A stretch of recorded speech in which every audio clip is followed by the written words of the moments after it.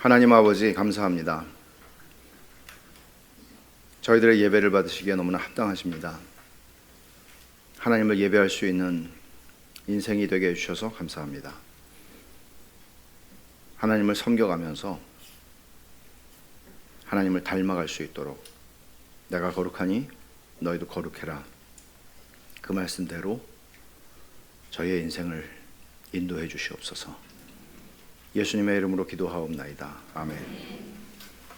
지난주에 성화에 대한 교리가 내용이 많아서 제가 두 번에 걸쳐서 나눠서 강의를 한다고 그랬는데, 오늘 두 번째, 일상생활 속의 성화의 교리를 계속합니다. 1번이라고 되어 있는데 사실 이게 5번이에요. 성화 교리는 모든 것이 신성하다는 사실을 부각한다. 이 말은 아브라함 카이퍼가 한 말은, 하나님의 주권이 미치지 못하는 영역은 이 세상에 단 1인치도 존재하지 않는다, 그런 얘기를 하는데, 실제로 우리의 삶의 모든 영역에서 하나님은 거룩해질 것을 요구하세요. 예를 들어서 예배당은 특별히 거룩하다, 그렇게 말하는 거 아니죠. 옛날에 우리가 속해 있는 교단이죠, 충현교회라고 김창현 목사님 유명하시잖아요. 옛날 김창현 목사님 살아계실 때 제 기억이 나요. 에이시안 미션스 컨퍼런스인가 무슨 그런 이제 외국 지도자들 많이 선교 집회를 거기서 했는데, 선교 지도자들 모임을 그때 외국 사람들 가운데서 여자분들이 아마 강단 뭐 지금 우리 아마 교회보다 더 클 거 비슷하겠나? 강단이 무지 크죠. 거기 이제 올라가 구경하려고, 너무 이렇게 멋있으니까. 근데 무지하게 뭐라고 그랬어요?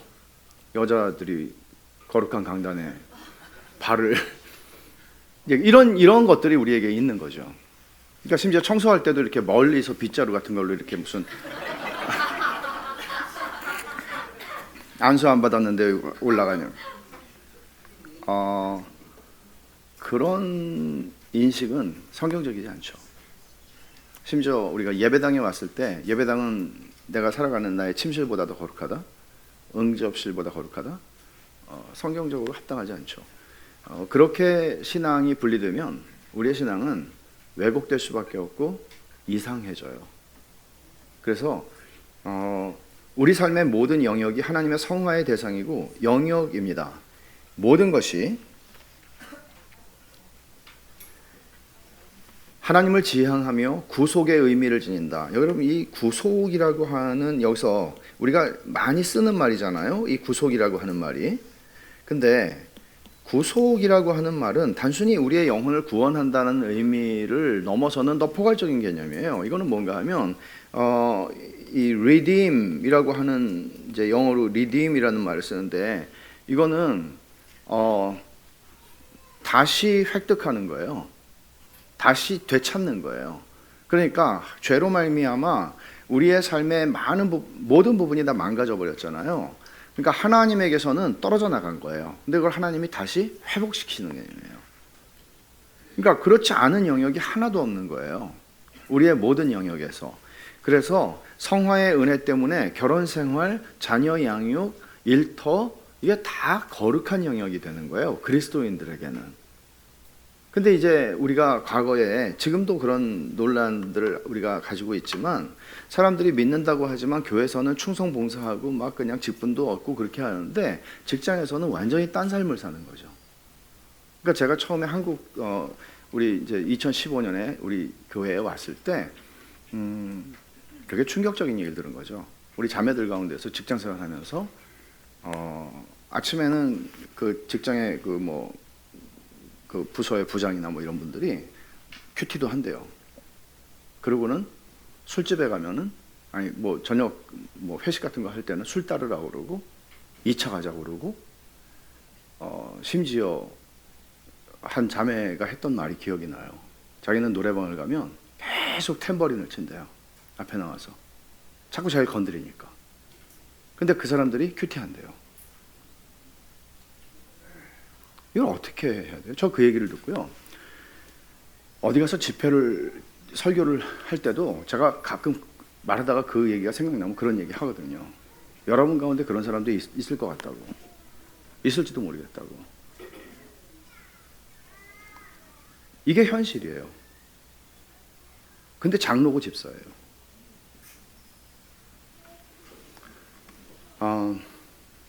그러니까 결혼 생활, 자녀 양육, 일터, 가정, 이게 다 신성한 공간이에요.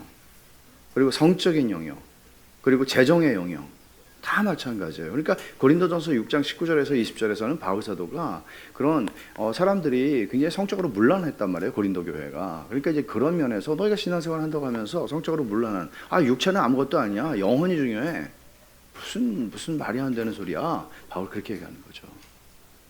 그러니까 우리는 사실 어떤 혼전 관계 또는 혼외 관계, 이런 문제들이 거의 우리의 현실에서는 그리스도인과 비그리스도인 사이에 차이가 없어요.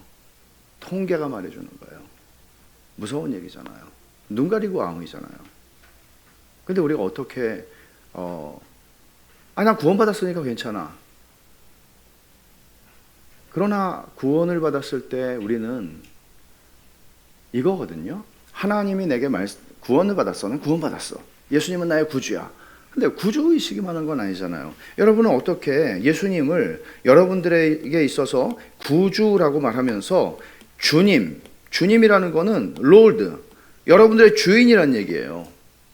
주님은 우리의 세이비어가 되실 뿐만 아니라, 구주가 되실 뿐만 아니라 롤드예요. 주님이 말씀하시면, 그런 노래도 있잖아요. 주님 말씀하시면 내가 나아가리다. 예. 주님, 예. 그거는 말로만? 아니죠.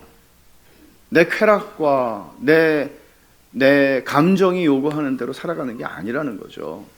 그러니까 이런 면에서 우리는 사실 더 정직해져야 되고 하나님 앞에서 씨름해야 돼요.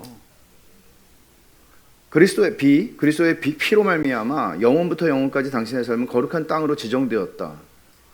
뭐가요? 그러니까 모세가 떨기나무 앞으로 가서 신을 벗어야 했던 것은, 그런 장소는 지금은 없어요. 내가 바로 떨기나무, 하나님이 거하시는, 하나님이 임재하시는 떨기나무인 거예요.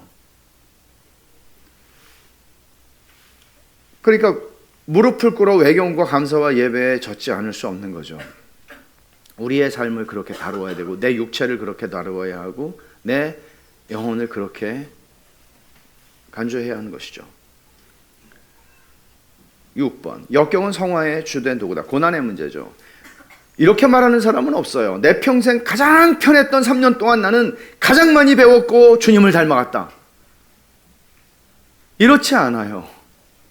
여러분들의 삶을 돌아보면 거꾸로죠. 내 인생에서 진짜 힘들었던 3년이었어. 근데 사실 돌아보니까 내가 진짜 너무 많이 주님을 배웠어. 이렇게 되는 거예요.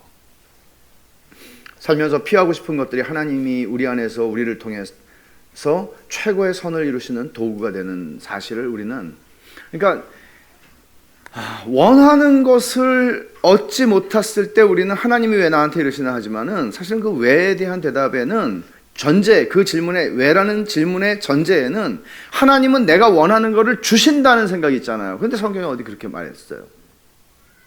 하나님이 내가 원하는 걸 주시면, 저는 진짜 자꾸 생각나는 게, 하나님이 저한테 원하는 걸 제 인생에서 계속 주셨으면 제가 진짜 밥맛 떨어지는 사람이 되었을 줄로 저는 믿습니다.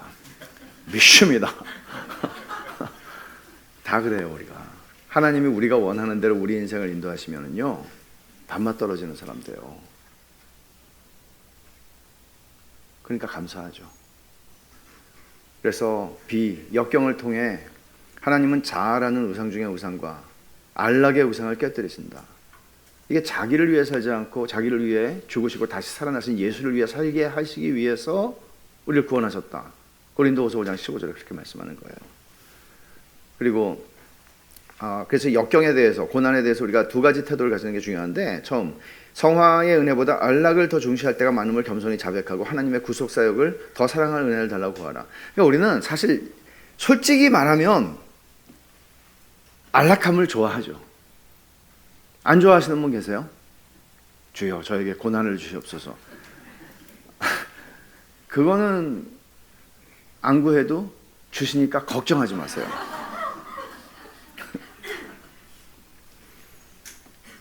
근데 이거를 우리의 이 약함을 인정하고 고백하는 거는 되게 중요한 것 같아요. 두 번째 태도는 예수 그리스도의 십자가를 기억하는 것이에요. 하나님은 십자가를 통해서 우리에게 이걸 보여주세요. 최악의 재료로 최선의 결과를 내신다. 최악 정도가 아니죠. 십자가는 정말 무지막지한 저주죠. 근데 그 저주를 축복으로 바꾸세요. 역경은 하나님이 우리를 버리셨다는 증거가 아니라 오히려 변화시키는 은혜가 역사하고 있다는 증거입니다. 그러니까 우리는 역경을 마주하고 감사하고 심지어 기뻐할 수도 있습니다. 그래서 환난 중에도 즐거워한다고 로마서 5장에서 바울사는 말합니다. 이 환난을 통해서 하나님은 우리를 연단하시고 우리를 하나님의 사람으로 만들어 가세요. 그러니까 우리 인생의 모든 순간들을 여러분들이 많이 사셨던 적게 사셨던 여러분들의 삶의 과거를 돌아보면 그런 사건들이 없는 사람은 아무도 없습니다. 초등학생도 있습니다.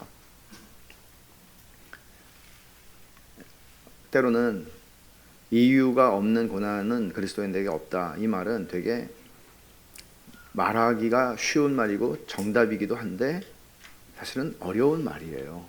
굉장히 어려운 말이에요. 그렇지만 우리는 그것을 배워가는 거죠. 일생을 통해서. 7번을 보시면 당신의 경건생활은 의무가 아니라 도구다. 하나님의 성화 작업에 막강한 도구로 사용되는 개인의 경건생활이, 여러분 이 부분이 우리가 제일 연약한 부분 중에 하나일 거예요. 어느 목사님이 그 얘기를 하더라고요. 제가 어느 교회에 갔었는데 얼마 전에 좀 알려진 교회고 이 교회는 굉장히 성도들이 되게 하여간 성도들이 목사도 목사지만 성도들이 참 괜찮은 교회다. 그런 교회가 있었는데 그 목사님이 그런 얘기 하더라고요. 한번 이렇게 진짜 조사를 했대요. 제대로. 그랬는데 단 30%만이 개인의 경건 생활을 하고 있더래요. 그래서 제가 가만히 우리 교회도 한번 해봐야 되겠다 생각을 했거든요. 근데 최근에 제가 하나 또 알게 된 게 있는데 어느 교회는 성경고사가 아니고 신학 시험을 보더라고요. 그래갖고 우리 교회도 해야 되겠다. 전 그런 생각은 안 해요. 전 그런 거 절대 안 할 거예요. 근데 30%밖에 성경을 읽고 기도하는 삶이 그냥 일상 속에서 이렇게 하고 있는 사람들이 그밖에 안 된다는 거는 오늘날 교회가 얼마나 무너져 있는지를 보여주는 지표예요. 겉으로는 다 그렇지 않은 것처럼 하지만 실제로는 너무나 무너져 있는 거예요. 그러면 그게 왜 중요할까요, 여러분? 이 말이 참 와닿아요. 문제로 고통하는 사람들 대부분이 개인 예배를 드리는 사람이 거의 없었다. 이 개인 예배라고 여기서 얘기하는 거는 개인의 경건생활을 얘기하는 거예요. 말씀을, 그러니까 여러분이 여기 청년들이 있는데 청년들이 지금 한 30살이다 하면 여러분들이 앞으로 한 40년 동안 매일 말씀을 맥체인 성경 읽기를 통해서든지 뭐든지 간에, 맥체인이 좋다고 저는 여러분에게 추천하는 바지만 그냥 40년 이상을 계속 그 말씀을 읽는데 때로는 이게 무슨 도움이 되나 유익이 되나? 달라요. 그러면 어떤 게 다른가 하면 문제 때문에 여기서 지금 얘기하는 거는 여러분 이 문제가 발생해요. 고통이라는 문제가 발생해요. 근데 이 문제를 해석할 줄을 전혀 몰라요. 그리고 엉뚱한 해석을 해요. 이런 거죠. 내가 결혼하기 전에 지은 죄 때문에 이런 일이 일어나는구나. 그리고 확신하게 돼요. 이런 사람들을 한둘을 본 게 아니에요. 근데 그것이라고 단정을 해버리죠. 그럴 수도 있지만 아닌 경우들이 많아요. 그리고 심지어 하나님의 자녀들에게는 하나님은 벌로 그것을 주시진 않아요. 우리의 유익을 위해서 징계하시죠. 말하자면 원인 때문에 이게 존재한다가 아니라 목적 때문에 이걸 쓰세요. 하나님의 자녀들에게는 그렇습니다. 그래서 삶에 문제가 생기는 원인이 개인 경건이 없어서인가? 아니죠. 개인 경건이 있어도 고난이 옵니다. 둘째, 개인 예배를 꾸준히 드렸다면 정서적인 영적 문제가 종식되었을까? 개인 예배를 꾸준히 드리면 우울증이 없어지고 내가 공황장애에 걸리지 않고 아프지 않고 이런 정신적인 어떤 어려움이 없을까? 그렇지 않아요. 이런 게 다 찾아올 수 있어요. 왜? 우리 연약하니까. 연약한 사람들이니까. 꾸준히 개인 예배를 드리면 마음과 생각과 영혼의 문제가 없어지는 건 아니지만 이거예요. 인격적으로 성장하고 준비된 상태에서 문제에 대처해서 문제를 통과하는 방식이 달라져요. 다르게 문제를 보고 다르게 문제에 대처하고 다르게 문제를 통과해요. 그래서 개인 경건이 중요하다는 거예요. 때로는 이럴 때 이게 뭡니까? 이렇게 저에게 물어보실 수 있죠. 목사가 또 그래서 필요하기도 하잖아요. 근데 사실 이런 안타까움이 있을 때가 있는 거죠. 이분이 한 10년, 20년 동안에 하나님의 말씀을 늘 읽고 왔으면 내가 하는 얘기를 알아들을 수 있을 건데 더 못 알아듣는 거예요. 못 알아듣는 거예요. 이 성경을 읽는다는 거는요, 끊임없는 하나님의 뜻을 알아가고 내 뜻과 하나님의 뜻이 계속 부딪혀요. 사실 하나님의 생각과 우리의 생각이 달라요. 시편 55편에 아까 말씀한 것처럼 하나님의 생각과 우리의 생각이 달라요. 계속 부딪히면서 우리는 꺾을 때도 있고 못 꺾을 때도 있지만 그 여정을 쭉 가면서 우리는 하나님이 원하시는 게 뭔지에 대해서 이상하게 생각하지는 않아요. 근데 이제 이상하게 생각하는 거예요. 하나님을 모르는 거예요. 내가 믿는다고 하지만 하나님을 모르는 거예요. 이게 제일 심각한 문제죠. 그래서 이 개인의 경건 생활이 그렇게 중요한 것이고요. 개인 예배, 개인 경건의 습관이 우리 마음과 삶을 변화시키는 하나님의 지속적인 성화 사역에 어떻게 기여하는가 하는 걸 보면, 첫째는 하나님의 속성과 성품을 더 깊이 알게 돼요. 여러분, 우리가 결혼을 해서 30년을 살았는데 일주일에 한 번씩 만났다든지 한 달에 한 번씩 만났다든지 그런 사람 어떻게 알겠어요? 30년을 긴 세월 동안 알아왔다는 것은 그 사람을 속속 깊이 다 안다는 거죠. 성품도 알고 그 사람의 성질도 알고 뭐 다 아는 거잖아요. 우리가 하나님을 30년을 믿었는데 성경이라고는 읽은 적도 없어. 제대로 그냥 교회만 그냥 다녔어요. 그럼 어떻게 이런 문제를 하나님 나를 도와주세요라고 했을 때 하나님이 도와달라고 했는데 하나님이 나를 도와주시고 계시는데 도와주시는 걸 못 느끼는 거예요. 하나님을 모르니까. 이런 문제가 굉장히 많습니다, 여러분.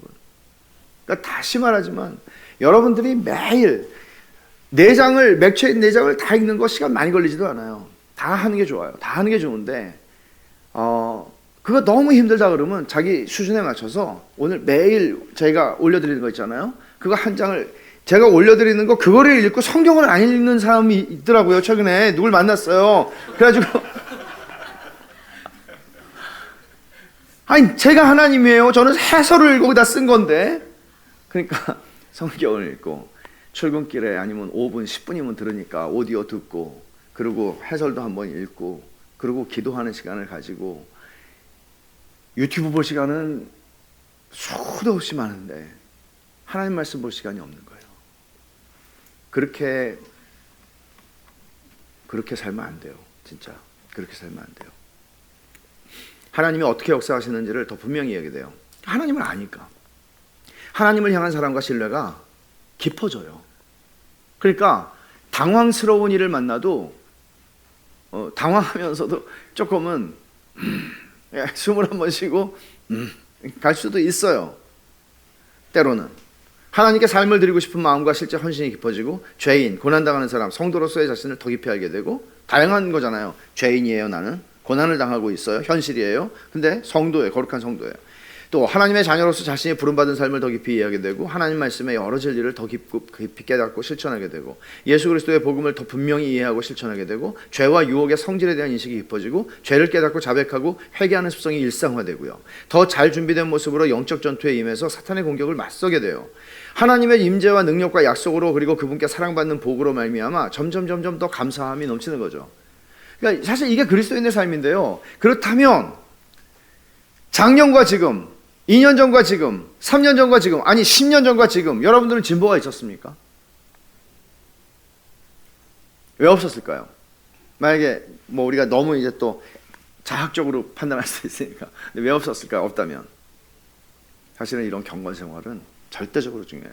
다시 말씀드리지만 여러분들이 어떤 교회를 다니는가가 여러분들의 삶을 보장해 주는 거 아무것도 없습니다. 잘못하면 망가지게 만듭니다. 착각하게 만드는 거죠.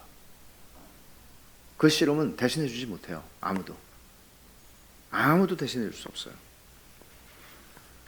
하나님이 목적하시고 당신 안에서 행하시는 성화, 인격적인 변화죠. 를 의지적으로 당신의 일로 삼아 그 일에 힘쓰면 개인 경건의 시간은 짐으로 보이지 않고 사랑의 초대로 보이게 되는 거죠. 그러니까 되게 우리는 무슨 놈에 이렇게 할 게 많아. 이 교회는 저 목사는 이렇게 자꾸 성경 읽으라고 그래.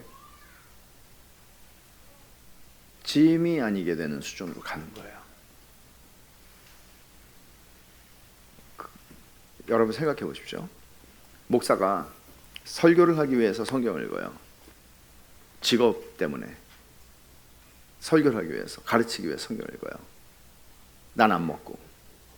그럼 어떻게 될까요? 그 사람의 성화는 기대할 수 없죠. 되게 슬픈 얘기인데 여러분들 다 아시는 얘기지만 한국에서도 목사들이 쓰러지는 얘기가 너무나 많잖아요. 너무나 겁나요. 너무나 겁나요. 저도. 누가 자신할 수 있겠어요? 어저께 저기 갔다 왔는데 거기서도 굵직굵직한 교회에서 다 사고가 났어요. 몇 개 되지도 않는 한인교회들. 얼마나, 제가 갔던 교회도 그런 어려운 가운데 지금 10년이 지났지만 아직도 힘들어요. 그러니까 이 성화라고 하는 이 문제는 여러분 사역이 성화를 대신하지 않아요. 엄청난 사역을 했다고 생각해 보세요. 베샬롬 교회가 막 2만 명 교회가 돼서 광주에서 막 광주를 뒤집어 놨어요. 근데 그게 저의 성화하고는 아무 상관이 없습니다. 착각할 수는 있죠. 성화교리는 진보적인 기독교를 꾸짖는다. 첫째, 진보적인 기독교라고 여기서 얘기할 때 그냥 리버럴한 기독교다 이런 차원의 문제가 아니고 들어보시면 알 거예요. 5가지 특징이 있는데, 첫째, 성경을 경시해요. 여러분 예를 들어서 되게 제가 진짜 지난주에 야 정말 이런 장르의 설교가 있구나 하는 걸 우연히, 제가 설교를 안 듣거든요. 원래 안 들어요. 성경 읽을 시간을 도 없는데 뭐 성경 누구 설교를 또 듣겠어요. 우리 교회에서 설교를 저도 듣는, 제 설교도 물론 안 듣지만 근데 이제 정말 이런, 그러니까 한편에 그냥 깔끔한 에세이예요. 그거를 아이패드에서 읽으시더라고요, 목사님이. 야, 근데 정말 책으로 내도 되겠다. 그리고 막 자연에 대한 그런 그 묘사들 이런 것들이, 제가 개인적으로 물어보시면 제가 얘기해드리지만 여기서는 얘기 안 할 거예요. 근데 야, 저 설교를 저걸 설교라고 인식할 수가 있구나. 진보적인 기독교를 딱 떠오르게 하는 거예요. 거기에는 경건에 대한, 죄에 대한 이야기가 없어요. 성경을 경시하는 거예요. 성경의 권위가 상대화되는 거죠. 둘째, 사실보다 감정을 조장해요. 객관적인 진리보다 감정, 의견, 개인적 경험을 중시해요. 아까 제가 그 고객 친화적인 복음이 있다고 그랬잖아요. 그 고객은 교회에 와서 기분 좋아지려고 하는 거예요. 여러 가지 지치고 그랬으니까 위로도 받기를 원하고요. 그러니까 그 감정을 조작하는 거예요. 조장하는 거예요. 그 다음에 기독교의 본질적인 교리를 재해석하죠. 예를 들어 동정녀 탄생, 육체 부활, 물리적인 지옥의 존재, 역사적 아담의 존재. 이거 다 지금 큰, 옛날에 1900년대 초반에는 동정녀 탄생, 육체 부활 이런 게 아주 큰 문제였고, 그 다음에 20세기 말에는 지옥이 진짜 존재하나 물리적으로? 이거 큰 문제였고, 지금 우리 시대에 지금 막 신학자들이 핫하게 지금 따지는 문제는 역사적인 아담이 진짜 존재했나?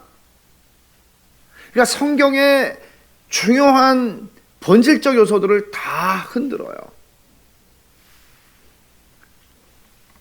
그리고 전통적인 용어를 재정의하죠. 하나님의 사랑에 대해서 재정의합니다. 하나님의 사랑은 진노 없는 사랑입니다. 죄에 대해서도 재정의를 합니다. 성경의 영감과 권위에 대해서도, 결혼에 대해서도 재정의하죠. 결혼은 한 남자와 한 여자의 결합이다. 아니죠. 두 사람이 결합할 수 있는 거죠. 남자든 여자든. 예를 들면 미국의 제일 큰 장로교단, 그러니까 제일 큰 장로교단이라고 말하지만 미국의 그 메이저 교단이 뭐 침례교 중에서 남침례교가 있고, 그리고 장로교 중에 PCUSA가 있잖아요. 저는 PCUSA가 아니고 PCA에 있었는데, 미국에 있을 때 PCUSA, Presbyterian Church USA예요. United States. 근데 이 교단은 제가 미국에 살 때 그들의 결혼의 정의를 바꿨어요. 한 남자와 한 여자, 자기네 그 헌장이 있잖아요. 한 남자와 한 여자의 결합이다 해서 한 사람과 한 사람의 결합이다로 바꿨어요. 동성애를 인정한 거죠. 그리고 그 다음에 그 수순이 뭔지 아세요? 그 다음에는 동성애자들을 목사 안수를 줄 수 있다고 바꿨어요. 그러니까 정의 자체를 바꾸게 되는 거죠. 성경에서 얘기하는, 하나님이 한 남자를 지으시고 한 여자를 지으시고 그들을 결혼시켰다. 성경이 얘기하잖아요. 한 몸이 되게 하셨다. 그들은 한 남자와 한 여자가 아니고 한 사람과 한 사람이라고 얘기하는 거죠. 그 다음에 복음 메시지의 핵심을 죄와 구원에서 사회 정의로 옮깁니다. 이게 진보적인 메시지, 진보적인 복음이에요. 진보적인 기독교에서 말하는 신앙생활의 목표는 당신이 행복과 만족을 느끼며 자신에 대해 편안해지는 것, 다른 사람을 사랑할 때도 주관적인 최선의 방식으로 하는 것이다. 죄를 자백할 것 없이 자신을 있는 그대로 수용하면 되고, 두렵고 떨림으로 구원을 이룰 것 없이 자아를 실현하면 돼요. 하나님의 권위와 영광은 자아의 권위와 영광에 밀려나요. 다른 복음이죠. 바울이 다른 복음을 전하는 자는 저주를 받을 거라고 얘기한 대로 다른 복음이죠, 이거는. 그러니까 하나님의 자리에 내가 있는 거예요. 우상은 자아예요. 그 자아를 그 자리에 넣는 거예요. 그래서 자아 성취, 그리고 뭔가 사회 정의를 위해서 일함으로써 그들은 자신들에게 보람을 느끼고 의미를 찾는 거예요. 그것이 하나님의 나라예요, 그들에게는. 우리는 진보적 기독교의 설교, 책, 영상, SNS, 기타 미디어들이 넘쳐나는 시대에 살고 있습니다. 이걸 어떻게 다 분별할 수 있을까요? 어떻게 걸러낼 수 있을까요? 걸러내지 않죠. 예를 들어 유튜브에서 뭐 하나 영상을 보면 그것과 연관되게 계속 나오잖아요. 우리도 모르는 사이에 인도함을 받고 있는 거죠, 사실. 되게 무서운 현실이에요. 근데 그런 것들을 우리의 자녀들도 마찬가지거든요. 우리가 어떻게 보호할 수 있을까요? 어떤 기준과 어떤 아이들에게 뭐 맨날 감시하겠어요? 그럴 수 없잖아요. 어떻게 우리는 이런 것들을 분별할 수 있도록 가르칠 것인가 하는 건 너무 큰 문제예요. 동성애만 하더라도 그렇죠. 동성애자가 아니더라도, 동성애자 성향을 갖지 않더라도 이제 그런 교육들을 받다 보면 대다수가 이 교육을 받은, 공교육을 받은, 미국에서 아이들이 이제 그런 공교육을 받잖아요. 그 공교육을 받은 아이들이 대다수가 동성애가 죄라는 것에 대해서는 혐오라고 봐요. 자기가 그 입장에 있지 않더라도. 그리고 그것을 하나의 성적 정체성으로 받아들여야 된다고 배우거든요. 사회가 그러하고 학교에 들어가면 화장실이 그런 식으로 남녀로 구분되어 있지 않은 것을 걔네들이 경험하면서 자라나는 거예요. 어떻게 그걸 받아들일 수 있겠어요? 성경의 말씀을. 그리고 혼전 순결의 문제, 혼의 정사에 대한 문제, 이런 것들이 다 문제가 되는 거죠. 참된 성화의 교리는 기쁨을 앗아가는 무거운 짐이 아니라 우리를 아름다운 삶으로 초대하는 것입니다. 그러니까 제가 다시 한번 말씀드리지만, 돌아가신 팀 켈러 목사님이 한 말 중에 제가 다른 건 다 몰라도 이거 하나는 잊어버리지 않거든요. 누가 섹시한 남자냐? 경건한 남자다. 누가 섹시한 여자냐? 경건한 여자다. 근데 그렇게 이제 말을 어떤 사람한테 하면 에이, 그렇거든요. 에이는 무슨 에이? 이게 네가 불경건하다는 소리네. 이거 못 알아들었으니까. 이건 맞아요. 진짜 경건한, 뭐 배에다가 무슨 뭘 막 초콜릿을 만든 사람이 아니고 경건한 사람이 멋있어 보이는 거예요. 경건한 사람이 아름다워 보이고요. 이거는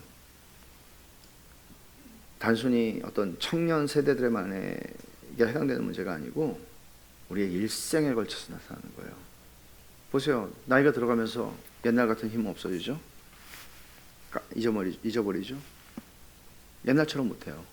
근데 옛날과 비교할 수 없이 경건이 깊어져 가요. 이것보다 아름다운 건 없거든요. 그래서 저는 이 마지막에 비전이 필요하다. 그 비전은 뭔가 하면 무슨 예배당을 짓자 뭐 이런 비전이 아니고요. 이런 비전이요. 제가 읽을게요. 396페이지 책 396페이지예요. 하나님은 우리를 영원히 잘되게 하시려고 자신의 영광을 발산하시는 분이시다. 그래서 하나님은 우리를 용서하고 자녀로 입양하여 신성한 성품에 참여하는 자로 삼으시기로 작정하셨다. 하나님이 우리를 한없이 사랑하시기에 마침내 우리가 아들 예수님의 형상을 닮을 때까지 쉬지 않고 일하신다니 생각해보면 믿기 어려운 기적이다. 우리는 회복되어 그분과 교제할 뿐 아니라 점점 더 의롭고 거룩하게 살아간다. 이보다 더 좋은 일이 어디 있겠는가?